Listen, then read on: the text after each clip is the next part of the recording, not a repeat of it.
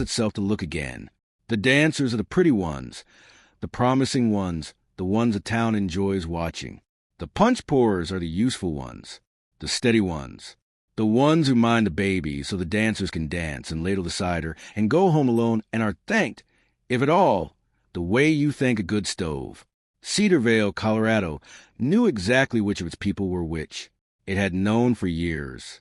On a bright harvest night in 1883, in a grange hall strung with corn shocks and lantern light, one man was about to walk across that floor in entirely the wrong direction, and by the next harvest, the whole town would learn what had been too busy dancing to remember. Her name was Hannah Reardon, and she stood where she always stood, behind the trestle table by the north wall, in a gray dress 2 years out of mourning and not a stitch newer, ladling punch into cups for people who took them without quite seeing her.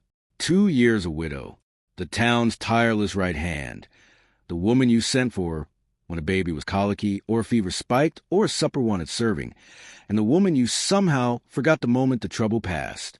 She minded 3 children, not her own that evening, so their mothers could dance. She refilled the bowl twice, and when the fiddle struck up and the floor filled with turning couples, Hannah Reardon did what she did at every dance Cedarvale had ever thrown. She poured the punch, and watched. At the other end of the hall stood the reason most of the young men had come. Prudence Gale, Prue to the town, was the acknowledged beauty of Cedarvale, and had been since she was 16. Bright-haired, quick-laughing, ringed at every social by a shifting, hopeful crowd of suitors like moths at a good lamp. She wore it lightly, mostly. It was a tiring thing, being the lamp, and presiding over the whole evening, clipboard of the Harvest Committee in hand, stood Mrs. Beatrice Alderton, a broad, iron-corseted woman who arranged Cedarvale's social life the way a general arranges a battlefield. Mrs. Alderton decided who sat at the good tables and who served them, who was suitable and who was useful. She had decided about Hannah Reardon long ago. The town had also, quietly, decided about Owen Merrick. He came in a little late, as widowers with small children do, his 6-year-old daughter Sarah half asleep on his shoulder, a steady, well-thought-of rancher in his middle 30s, 3 years a widower himself, and by the reckoning of every matchmaking soul in Cedarvale, the natural match for Prudence Gale. It made a tidy story. The handsome widower and the town beauty. Mrs. Alderton had all but drawn up the seating. Owen handed his drowsing daughter to a neighbor woman, straightened his coat, and crossed toward the bright end of the hall where Prue Gale waited among her suitors, exactly as the whole room expected him to. He bowed to her, politely, warmly, even, and then he kept walking. Past Prue Gale, past a knot of startled young men, past Mrs. Alderton, whose clipboard came up like a shield against something she couldn't yet name, the length of the whole watching hall, straight to the trestle table by the north wall, where a widow in a gray dress had just filled another cup for another person who hadn't looked at her. The fiddles didn't stop, exactly, but the hall's attention skipped like a needle on a scratched record, conversations dying midward, every eye in Cedarvale swinging to follow the one man walking the wrong direction. Owen Merrick stopped in front of the punch table, took off his hat, and in a voice pitched low but perfectly, ruinously clear in the sudden quiet, he said, "Will you dance, Mrs. Reardon?"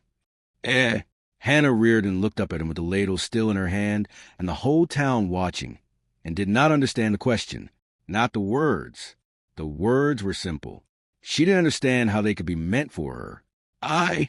She glanced at the bowl, at the cups, at the reason she was standing there. "I pour the punch, Mr. Merrick. That's what I'm for." She said it plainly, not fishing, not wounded, stating a fact about the world, the way you'd say the sky was up. Owen Merrick held out his hand across the trestle table, palm up, steady as a fence post.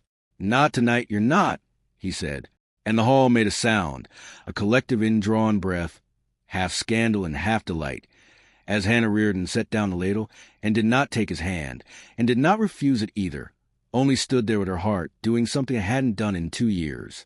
At the head of the room, Mrs. Beatrice Alderton's face went very still. Cedarvale talked of nothing else for a week. The theories bloomed the way theories do in a small town with a long winter coming. He'd gone soft in the head with grief. He felt sorry for the poor woman. He'd had too much of the harder cider somebody always spiked the punch with. Some unkinder tongue suggested a widower with a motherless child was simply shopping practical, and a tireless helping woman was a bargain a sensible man might make. Every theory in Cedar Vale that week was wrong. Every one of them missed the truth by the same distance. Because the truth was a thing the whole town had agreed 2 years ago to lock away and never look at again. Owen Merrick hadn't forgotten it. He was, in fact, the only person in Cedar Vale who thought about it nearly every day. Prudence Gale surprised herself. She'd been passed over in front of the entire town, and what she felt, poking at it honestly on the walk home, was not the humiliation everyone assumed. It was something closer to relief. And under the relief, a sharp new curiosity. She had been chosen for her face her whole life. Chosen the way you choose a ribbon. And here was a good man who looked at the whole bright hall at and walked past it to ask something of a woman for reasons that had nothing to do with the face at all. Prue wanted to know what those reasons were. So she had the thing no one had done for Hannah Reardon in longer than either could remember. She called on her, sat in her kitchen, asked how she was, and waited for the true answer.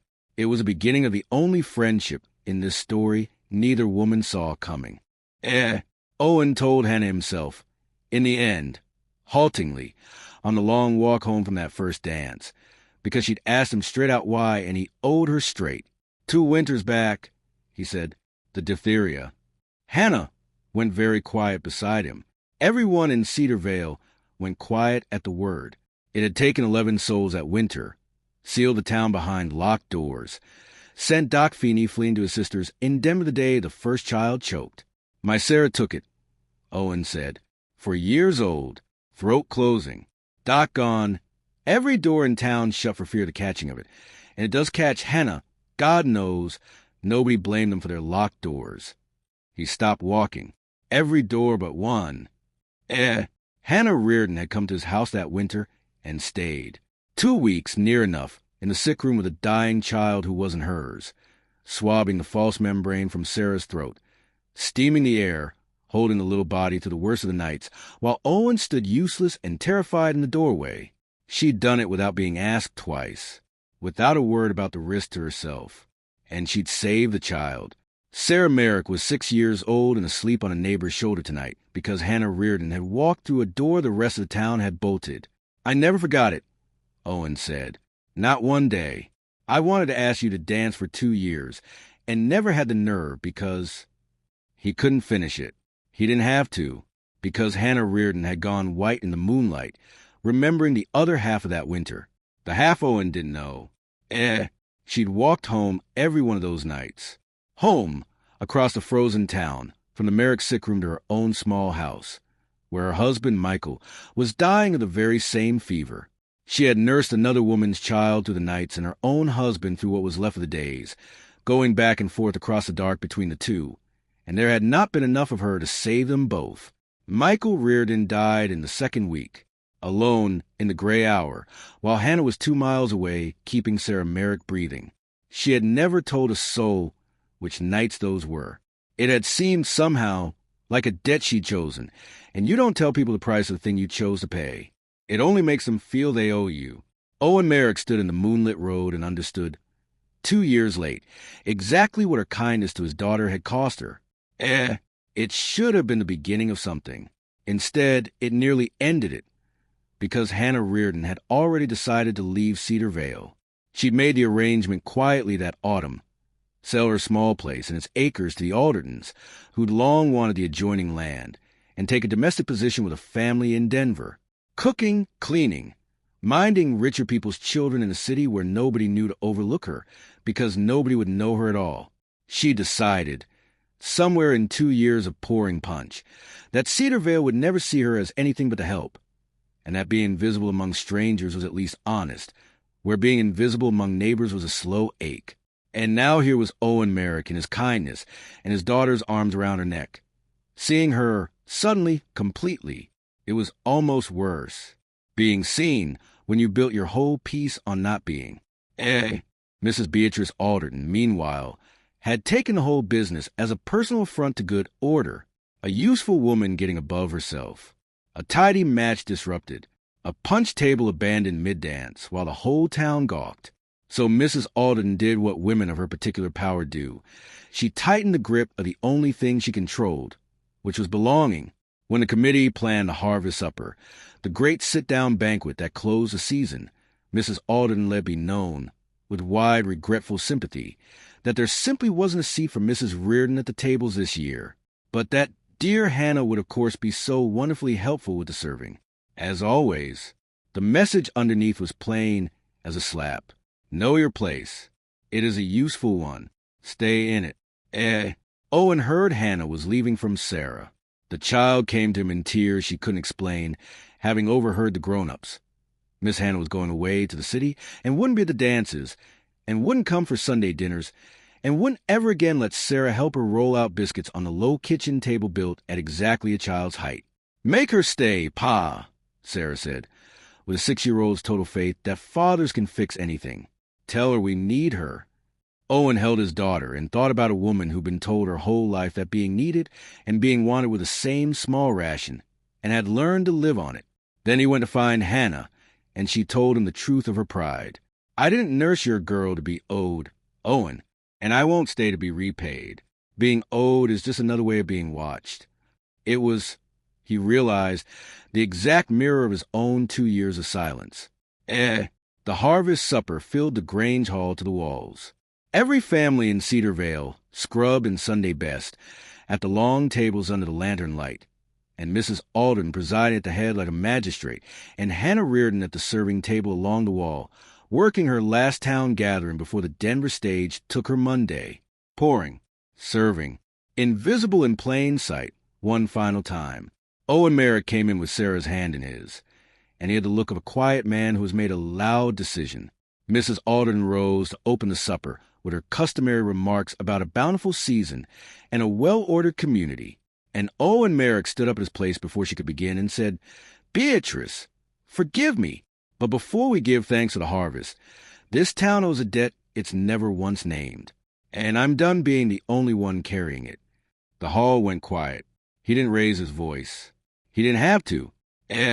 He told them, plainly, without ornament. The diphtheria winter, the fled doctor, the bolted doors nobody was blamed for, his Sarah, for years old, throat closing, given up for lost, and the one woman who came and stayed and saved her. "You all know Mrs. Reardon pours a punch," Owen said. "What you've let yourselves forget is what those hands did the winter it mattered. She saved my daughter's life." A pause, and then the hard part, the part even he'd only learned on a moonlit road. And she did walking home every night to nurse her own husband, dying of the same fever, in an empty house, because there wasn't enough of one woman to save them both. Michael Reardon died alone that winter, so that my girl wouldn't. The silence had a texture now, like the air before snow. She never told a soul. She had let you go on thinking. She was only ever the woman who pours the punch. Then a strange and beautiful thing happened. The kind of thing a town is capable of when it is finally made to remember. A woman stood up at the third table. "She came to my house, too," said Ada Pruitt, not steadily. "My boy, that same winter. 3 nights she sat up with him." She sat down. Another woman rose. "And mine." And another, an old man this time, gripping the table. "My wife, Hannah Reardon, brought her through pneumonia the spring after and never took a cent. Household by household, all down the long tables. Cedar Vale stood up and remembered, and the awful arithmetic of it assembled itself in the lantern light, plain for everyone to see at last. Nearly every family in that hall owed Hannah Reardon someone still breathing, and at the head of the room Mrs. Beatrice Alderton's authority came apart. Not in a rout, not in shame shouted down, but in a slow silence, as the thing she governed, belonging, quietly reassigned itself over her head to the woman she'd sent to the serving table. They would not let her go to Denver. The sale to the Aldertons was undone before the supper ended. 3 men offering on the spot to see the note settled and the little place kept. Ada Pruitt was already organizing a party to put a new roof on it come spring, the way you tend to what you've been ashamed to have neglected. And Hannah Reardon, who had spent 2 years learning to want nothing so she'd never be disappointed, stood at the serving table with a ladle in her hand and no idea in the world what to do with a town that suddenly, all at once, decided to hold her.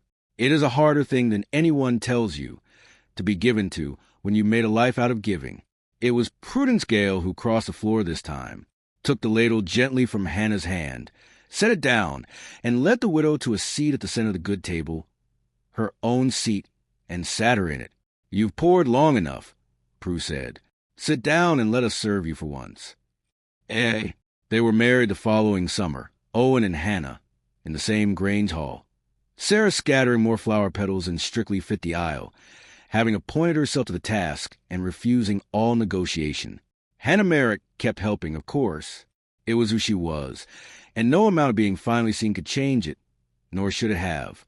But the town saw it now. That was the difference. A town that had learned, the hard way, the distance between who a person is useful for and who a person is. Mrs. Alderton still ran the Harvest Committee. She just never again decided, alone, who belonged at the good tables. The town had taken that back, gently, and kept it. At the next harvest dance, a year on, the Grange Hall bright with corn shocks and lantern light, Hannah Merrick came in on her husband's arm with the daughter running ahead of them, and did not go to the punch table. Well, she went to it once, long enough to find the girl standing behind it, a thin, shy new arrival to Cedarvale, some hired man's daughter, ladling cider for people who took the cups without seeing her, watching the dancing with particular stillness of someone who has already been told what she is. Hannah knew that stillness. She'd worn it for years. She pressed her own hand over the girl's on the ladle and took it gently away and set it down. "Leave the punch," Hannah said. "Go dance." And when the girl hesitated, because nobody had ever once told her she was allowed, Hannah Merrick smiled and gave her a small push toward the bright turning floor, and stayed a moment behind the table herself, pouring, so that no one would go without. Some places, once you stood in them, you never quite leave. You just make sure the next girl doesn't have to stay.